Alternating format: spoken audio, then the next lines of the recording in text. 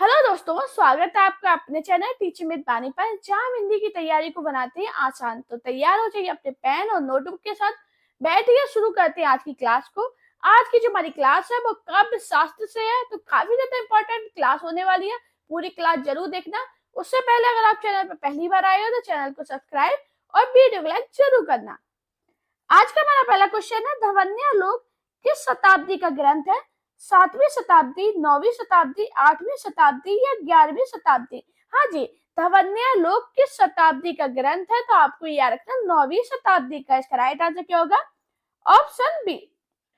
अब बात करें धवन्यालोक की रचना किसने की थी, तो आपको याद रखना आनंदवर्धन ने। किसने की थी? आनंदवर्धन ने। आनंदवर्धन ने। हाँ जी, क्वेश्चन क्या था? धवन्यालोक किस शताब्दी का ग्रंथ है? तो आपको याद रखना 9वीं शताब्दी का। अब इधर आनंदवर्धन से एक इंपॉर्टेंट पॉइंट बनता है कि आनंदवर्धन ने काव्य शास्त्र में ध्वनि संप्रदाय का प्रवर्तन किया है। क्या किया है? ध्वनि संप्रदाय का प्रवर्तन। नेक्स्ट क्वेश्चन है, इनमें से कौन सा विचारक मार्क्सवादी है? लियो लावेंथल, जॉक देरिडा, जॉर्ज ल्यूकाच, इम्पोलिट टेन? हाँ जी, कौन सा विचारक मार्क्सवादी है? तो आपको याद रखना जॉर्ज ल्यूकाच। इसका राइट आंसर क्या होगा? Option C. नेक्स्ट क्वेश्चन है, बायोग्राफिया लिटरेरिया का प्रकाशन वर्ष है? 1795, 1772, 1817, 1840? हाँ जी, बायोग्राफिया लिटरेरिया का प्रकाशन वर्ष कितना है? तो आपको याद रखना 1817। इसका राइट आंसर क्या होगा? Option C. नेक्स्ट क्वेश्चन है, निम्नलिखित में से डॉक्टर जॉनसन की कृति कौन सी है? Rambler, illusion and reality, aesthetic, science and poetry? हाँ जी, डॉक्टर जॉनसन की कृति कौन सी है? तो आपको याद रखना रैम्बलर। इसका राइट आंसर क्या होगा? Option A. नेक्स्ट क्वेश्चन है, निम्नलिखित में से कौन सा समीक्षक नई आलोचना से संबंधित नहीं है? स्पिनगर्न, क्लिंट, रोलावर्थ, जॉन? हाँ जी, कौन सा समीक्षक नई आलोचना से संबंधित नहीं है? तो आपको याद रखना इसका राइट आंसर क्या होगा? Option C. नेक्स्ट क्वेश्चन है, महिम भट्ट द्वारा प्रतिपादित सिद्धांत है? अनुमानवाद, लक्षणवाद, तात्पर्यवाद, अभिव्यंजनवाद? हाँ जी, महिम भट्ट द्वारा प्रतिपादित सिद्धांत कौन सा है? तो आपको याद रखना अनुमानवाद। इसका राइट आंसर क्या होगा? Option A. जबकि बात करें जो अभिव्यंजनावाद है, ये किसके द्वारा प्रतिपादित सिद्धांत है? तो आपको याद रखना क्रोंचे द्वारा। नेक्स्ट क्वेश्चन है, चंपू के दो भेद है? विरुद्ध और कपालक, विरुद्ध या ब्रज्या, विरुद्ध और कुलक, विरुद्ध और करम्बक? हाँ जी, चंपू के दो भेद कौन से हैं? तो आपको याद रखना चंपू के दो भेद कौन से हैं? विरुद्ध और करम्बक। इसका राइट आंसर क्या होगा? Option D. नेक्स्ट क्वेश्चन है, निम्नलिखित में से किस आचार्य ने अलंकार और अलंकार का अभेद माना है? भाम्य, विश्वनाथ, कुंतक, आचार्य रामचंद्र शुक्ल? हाँ जी, किस आचार्य ने अलंकार और अलंकार में अभेद माना है? तो किसने माना? आचार्य रामचंद्र शुक्ल ने। इसका राइट आंसर क्या होगा? Option D. नेक्स्ट क्वेश्चन है, काव्य के अर्थ वैज्ञानिक विवेचन का शुभारंभ किसने किया? बामन, मम्मट, महिम भट्ट, आनंदवर्धन? हाँ जी, काव्य के अर्थ वैज्ञानिक विवेचन का शुभ आरंभ किसने किया? तो आपको याद रखना बामन ने। इसका राइट आंसर क्या होगा? Option A. मैंने आपको क्या बताया? काव्य के अर्थ वैज्ञानिक विवेचन का शुभारंभ बामन ने किया। नेक्स्ट क्वेश्चन है, रस को नाट्य तक सीमित रखने का सर्वप्रथम विरोध किसने किया? भाम्य ने, आनंदवर्धन ने, रुद्रट ने, अभिनव गुप्त ने? हाँ जी, रस को नाट्य तक सीमित रखने का सर्वप्रथम विरोध किसने किया? तो आपको याद रखना अभिनव गुप्त ने। इसका राइट आंसर क्या होगा? Option D. नेक्स्ट क्वेश्चन है, विश्वनाथ की अतिरिक्त किस आचार्य ने साहित्य शब्द को अपने ग्रंथ नाम से प्रयुक्त किया? भाम्य, रोयक, राजशेखर, आनंदवर्धन? हाँ जी, विश्वनाथ की अतिरिक्त किस आचार्य ने साहित्य शब्द को ग्रंथ नाम से प्रयुक्त किया? तो किसने किया था? राइट आंसर क्या होगा? Option B. नेक्स्ट क्वेश्चन है, वक्रोक्ति काव्य जीवितम कहकर वक्रोक्ति को ही काव्य की आत्मा स्वीकार करने वाले आचार्य विश्वनाथ कुंतक मम्मट दंडे। हाँ जी, वक्रोक्ति काव्य जीवितम कहकर वक्रोक्ति को ही काव्य की आत्मा स्वीकार करने वाले आचार्य कौन थे? आचार्य कुंतक। इसका राइट आंसर क्या होगा? Option B. नेक्स्ट क्वेश्चन है, इनमें से आचार्य मम्मट की रचना है नाट्यशास्त्र, काव्य अलंकार, व्यक्ति विवेक, काव्य प्रकाश। हाँ जी, आचार्य मम्मट की रचना कौन सी है? तो आपको याद रखना काव्य प्रकाश। इसका राइट आंसर क्या होगा? Option D. मैंने आपको क्या बताया?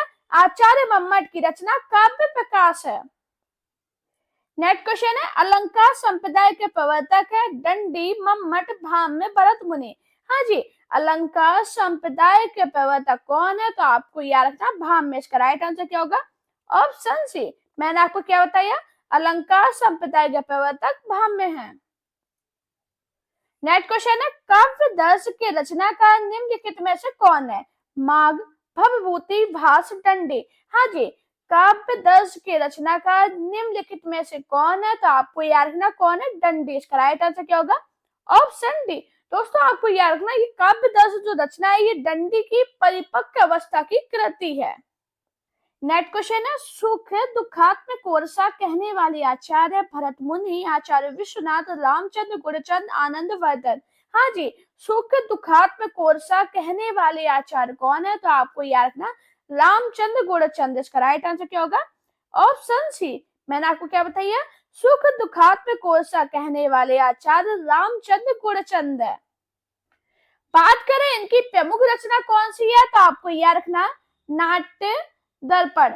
हाँ जी, ये नाट्य दर्पण इनकी प्रमुख रचना है, काफी ज्यादा इंपॉर्टेंट और पेपर में पूछी गई है। नेक्स्ट क्वेश्चन है, निम्नलिखित में से कौन संस्कृत समीक्षा पद्धति से संबंधित नहीं है? रस, ध्वनि, अलंकार, शैली विज्ञान। हाँ जी, कौन संस्कृत समीक्षा पद्धति से संबंधित नहीं है? तो आपको याद रखना शैली विज्ञान। इसका राइट आंसर क्या होगा? Option D. नेक्स्ट क्वेश्चन है, रसापकर्ष का दोसा उक्ति किस आचार्य की है? बामन की, मम्मट की, विश्वनाथ की, भरत की। हाँ जी, रसापकर्ष का दोसा उक्ति किस आचार्य की है? तो आपको याद रखना आचार्य विश्वनाथ की। इसका राइट आंसर क्या होगा?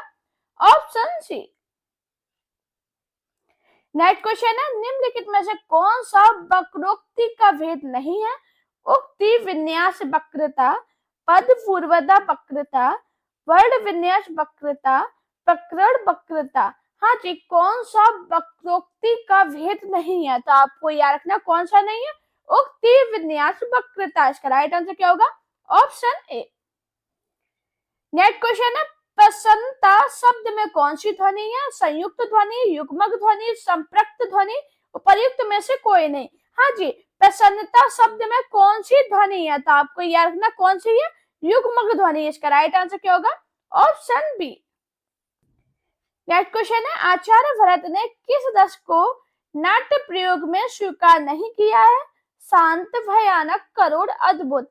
हाँ जी, आचार्य भरत ने किस रस को नाट्य प्रयोग में स्वीकार नहीं किया है? तो आपको याद रखना शांत रस को। इसका राइट आंसर क्या होगा? Option A. नेक्स्ट क्वेश्चन है, ध्वनि संप्रदाय के व्यवस्थित करने का श्रेय किसे जाता है? आनंद वर्धन को, अभिनव गुप्त को, आचार्य कुंतक को, इनमें से कोई नहीं। हाँ जी, ध्वनि संप्रदाय के व्यवस्थित करने का श्रेय किसे जाता है? तो आपको याद रखना अभिनव गुप्त को। इसका राइट आंसर क्या होगा? Option B. नेक्स्ट क्वेश्चन है, संकलन त्रय में कौन नहीं है? स्थान, वस्तु, काल, कथानक। हाँ जी, संकलन त्रय में कौन नहीं है? तो आपको याद रखना कथानक। इसका राइट आंसर क्या होगा? Option D. मैंने आपको क्या बताया? संकलन त्रय में कथानक नहीं आता है। नेक्स्ट क्वेश्चन है, इनमें से कौन नाट्य वृत्तियों के अंतर्गत नहीं है? सात्विक, आर्भटी, कौशिकी, भारती। हाँ जी, कौन नाट्य वृत्तियों के अंतर्गत नहीं है? तो आपको याद रखना सात्विक। इसका राइट आंसर क्या होगा? Option A. नेक्स्ट क्वेश्चन है, वीर रस प्रधान रचना में कौन सा गुण प्रदान होता है? ओज, माधुर्य, प्रसाद, ये सभी। हाँ जी, वीर रस प्रधान रचना में कौन सा गुण प्रधान होता है? तो आपको याद रखना ओज। इसका राइट आंसर क्या होगा? Option A. मैंने आपको क्या बताया? वीर रस प्रदान, रचना में ओज गुण प्रधान होता है। नेक्स्ट क्वेश्चन है, ध्वनि संप्रदाय के व्यवस्थित करने का श्रेय किसे जाता है? आनंदवर्धन को, अभिनव गुप्त को, आचार्य कुंतक को, इनमें से कोई नहीं। हाँ जी, ध्वनि संप्रदाय के व्यवस्थित करने का श्रेय किसे जाता है? तो आपको याद रखना अभिनव गुप्त को। इसका राइट आंसर क्या होगा? Option B. नेक्स्ट क्वेश्चन है, नाट्य शास्त्र की दृष्टि से नाटक का तत्व है अभिनेता, रस, कथा वस्तु, उपरोक्त सभी। हाँ जी, बताओ क्या होगा इसका राइट आंसर? दोस्तों आप सभी से रिक्वेस्ट कर रही हूँ, सभी क्वेश्चन नए थे तो पूरी क्लास जरूर देखना और लास्ट में सभी लोग अपना स्कोर बताया करो। आप लोग स्कोर नहीं बताते तो आप सभी से रिक्वेस्ट कर रही हूँ, सभी लोग अपना स्कोर जरूर बताना और आप लोग मुझे सपोर्ट भी कीजिए। मैं आपके लिए बहुत मेहनत करती हूँ, तो आप सभी से रिक्वेस्ट कर रही हूँ, प्लीज मुझे सपोर्ट कीजिए और अपने दोस्तों के साथ इस वीडियो को शेयर करना, प्यारा सा कमेंट जरूर करना। अभी बताइए, नाट्य शास्त्र की दृष्टि से नाटक का तत्व कौन सा है? तो आपको याद रखना उपरोक्त सभी। इसका राइट आंसर क्या होगा? Option D. जिसका मतलब है अभिनेता, रस और कथा वस्तु सभी नाटक के तत्व हैं। नेक्स्ट क्वेश्चन है, इनमें से किस विद्वान का कोई भी ग्रंथ उपलब्ध नहीं है? शंकुक, भट्टलोलट, भट्टनायक, अभिनव गुप्त। हाँ जी, किस विद्वान का कोई भी ग्रंथ उपलब्ध नहीं है? तो आपको याद रखना भट्टलोलट। इसका राइट आंसर क्या होगा? Option B. काफी इंपॉर्टेंट क्वेश्चन है, काफी बार ये पेपर में पूछा गया है। नेक्स्ट क्वेश्चन है, इनमें से किनके अनुसार 73 अलंकार है? रुद्रट, भाम्य, दंडी, विश्वनाथ। हाँ जी, किनके अनुसार 73 अलंकार है? तो आपको याद रखना रुद्रट के अनुसार। इसका राइट आंसर क्या होगा? Option A. जबकि बात करें दंडी के अनुसार कितने अलंकार है? तो आपको याद रखना 72। और बात करें भाम्य ने कितने अलंकार बताए हैं? 3। हाँ जी, आपको याद रखना मैंने आपको क्या बताया, रुद्रट के अनुसार 73 अलंकार है, जबकि दंडी के 72 तथा भाम्य ने 3 अलंकार माने हैं। नेक्स्ट क्वेश्चन है, श्रृंगार रस की दृष्टि से कृष्ण किस प्रकार के नायक है? अनुकूल, षट, दक्षिण, दृष्ट। हाँ जी, श्रृंगार रस की दृष्टि से कृष्ण किस प्रकार के नायक है? तो आपको याद रखना दक्षिण। इसका राइट आंसर क्या होगा? Option C. नेक्स्ट क्वेश्चन है, निम्नलिखित में से धीरोक्त नायक कौन है? युधिष्ठिर, माधव, दुष्यंत, भीमसेन। हाँ जी, धीरोक्त नायक कौन है? तो आपको याद रखना भीमसेन। इसका राइट आंसर क्या होगा? Option D.